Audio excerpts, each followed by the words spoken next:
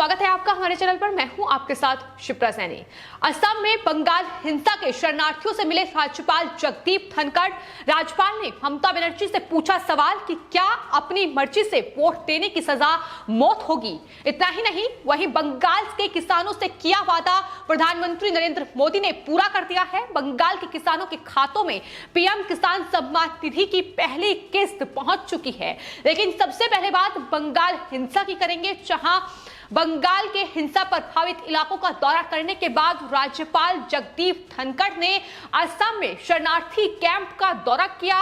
वो रणपगली के उस कैंप में पहुंचे जहां बंगाल हिंसा से प्रभावित जो शरणार्थी है वो शरण लिए हुए हैं, और वहां पहुंचकर उन्होंने तमाम पीड़ित परिवारों से मुलाकात की। लेकिन इस मुलाकात के बाद जब मीडिया से बातचीत की तो मुख्यमंत्री ममता बनर्जी पर जमकर बरसे। उन्हें कहा कि मुख्यमंत्री ममता बनर्जी की ओर से ही टीएमसी के गुंडों को उकसाया गया था और उसके बाद ही ये हिंसा देखने को मिली है। उन्होंने बंगाल की स्थिति और बंगाल से लगातार हो रहे पलायन पर अपनी चिंता जाहिर करते हुए ये कहा है कि जिस तरह से लोगों के घरों को बर्बाद किया गया है, उन्हें आग के हवाले किया गया। इतना ही नहीं, गरीब जो परिवार हैं उनकी झोपड़ी तक को फूंक दिया गया। व्यापारी संस्थानों का जो हाल हुआ है, जिस तरीके से टीएमसी के गुंडे दुकानों में लूटपाट करते नजर आए हैं, घरों में जमकर लूटपाट की गई है। उन्होंने कहा कि वो तस्वीरें हमने देखी हैं और जिस तरह से लूटपाट हिंसा को अंजाम टीएमसी के गुंडों ने दिया, इन सब का सिर्फ एक ही कारण है। उन्होंने कहा कि दुनिया के सबसे बड़े प्रजातंत्र में आपने इतनी बड़ी हिमाकत क्यों की, आपने अपना वोट अपनी मर्जी से क्यों दिया। उन्होंने कहा कि क्या प्रजातंत्र में वोट देने की सजा मौत होगी। यह सवाल राज्यपाल जगदीप धनखड़ की ओर से किया गया है। आपको बता दें, इससे पहले भी वो इस बात का जिक्र कर चुके हैं कि दरअसल अपनी मर्जी से जिन लोगों ने बंगाल में इस बार मतदान किया है, उन्हें टीएमसी के इन गुंडों ने निशाना बनाया है, उन्हें मौत के घाट उतारा गया है। और कहीं ना कहीं इसको लेकर ही ममता बनर्जी पर राज्यपाल लगातार उन पर सवाल उठा रहे हैं। अब एक बार फिर से उन्होंने यही सवाल पूछा है। उन्होंने ममता बनर्जी के उस बयान का भी जिक्र किया जिसमें वो खुलेआम धमकी देती नजर आ रही थी, जिसमें उन्होंने टीएमसी के गुंडों को उकसाया था। उन्होंने खुलेआम लोगों को चेतावनी देते हुए कहा था कि केंद्रीय सुरक्षा बल आखिर कब तक रहेंगे, उनके जाने के बाद तुम्हें कौन बचाएगा। मुझे उनसे इस प्रकार की उम्मीद नहीं थी, ये राज्यपाल जगदीप धनखड़ की ओर से कहा गया है। तो साफ तौर पर उनके इस बयान का जिक्र हर कोई कर रहा है, क्योंकि चुनावों में ही चुनाव प्रचार के दौरान उनकी तरफ से ये चेतावनी दी गई थी कि दरअसल केंद्रीय सुरक्षा बल बंगाल से एक दिन चले जाएंगे, उसके बाद तुम्हें कौन बचाएगा।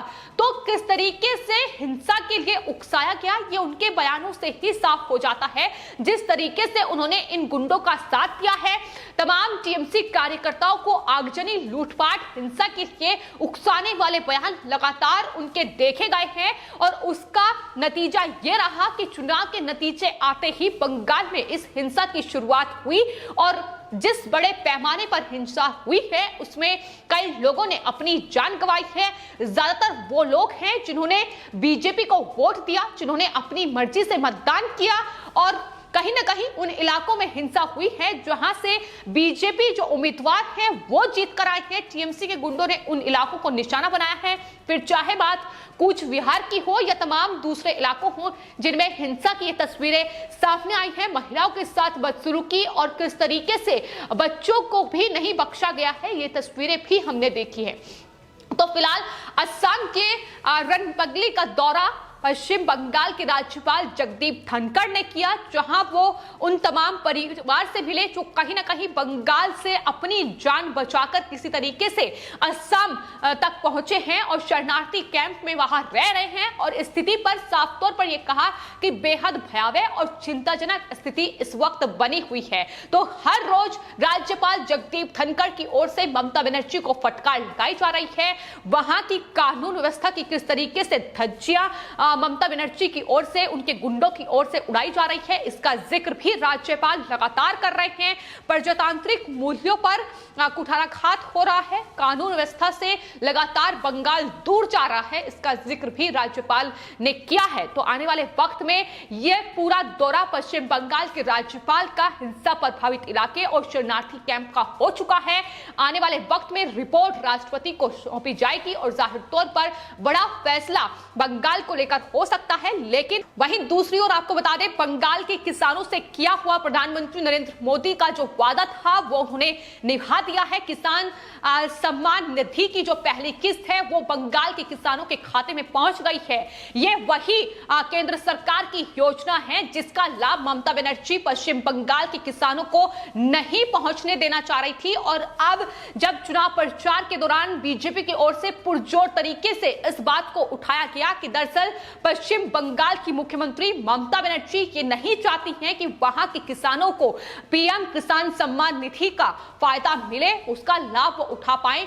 उसके बाद अब ममता बनर्जी की नींद खुली है और उन्होंने इसको मंजूरी दी है। लेकिन जाहिर तौर पर जिस तरीके से राज्य सरकार इस पीएम किसान सम्मान निधि में भी कहीं ना कहीं कमाई का जरिया खोजने की कोशिश कर रही थी, उससे केंद्र सरकार साफ इनकार कर रही थी।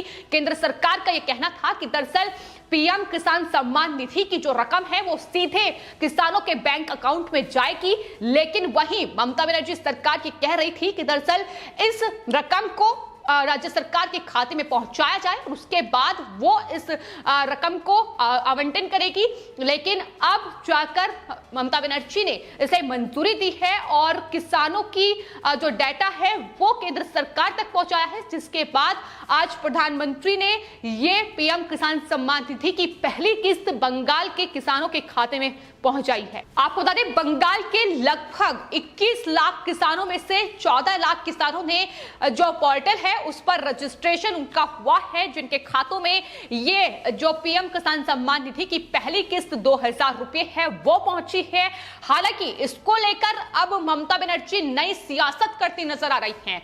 जब पहली किस्त प्रधानमंत्री ने किसानों के खाते में पहुंचाई है तो उसको लेकर उन्होंने किसानों को ही एक पत्र लिख दिया है जिसमें उन्होंने कहा है कि बंगाल के किसानों को बकाया 18,000 रुपए भी मिलना चाहिए था, लेकिन वो नहीं मिला। वो किसानों के हित के लिए लड़ाई जारी रखेंगी। लेकिन आखिर उन्होंने किसानों के लिए किया क्या है, ये सवाल ममता बनर्जी से जरूर पूछा जाना भी चाहिए, क्योंकि उन्होंने अभी तक इस योजना का लाभ किसानों को, बंगाल के किसानों को नहीं मिलने दिया था। लेकिन अब किसानों के नाम पर नई सियासत खेलने की कोशिश बंगाल में ममता बनर्जी की हो रही है। जाहिर तौर पर जिस तरीके से कोविड और अब किसानों का बहाना लेकर वो केंद्र सरकार पर सवाल उठा रही है, इस हिंसा से कहीं ना कहीं लोगों का ध्यान डाइवर्ट करने की कोशिश भी बंगाल में ममता बनर्जी करती नजर आ रही है। तो आपको बता दें, चुनाव प्रचार के वक्त खुद प्रधानमंत्री नरेंद्र मोदी ने ममता बनर्जी पर यह आरोप लगाया था कि वो बंगाल के किसानों को इस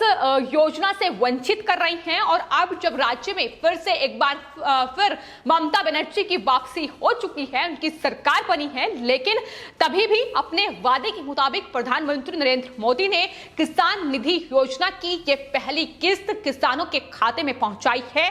और इस पर केंद्रीय कृषि मंत्री नरेंद्र सिंह तोमर का बयान भी सामने आया है। उन्होंने बताया है कि पहली बार बंगाल के किसानों को ये राशि मिल रही है। इसके साथ ही इस योजना से पूरे देश के किसान जुड़ गए हैं, यानी बंगाल ही अभी तक एकमात्र ऐसा राज्य था जहां किसानों को पीएम किसान सम्मान निधि का लाभ ममता बनर्जी नहीं पहुंचने दे रही थी। लेकिन अब जब केंद्र सरकार और प्रधानमंत्री नरेंद्र मोदी की ओर से दबाव बनाया गया तो ममता बनर्जी की नींद खुली है और उन्होंने किसानों का यह डाटा केंद्र सरकार को दिया है। इस पर प्रधानमंत्री नरेंद्र मोदी का बयान भी सामने आया है। उन्होंने कहा है कि बंगाल के किसानों को पहली बार पीएम किसान सम्मान निधि की सुविधा का लाभ मिलना शुरू हुआ है।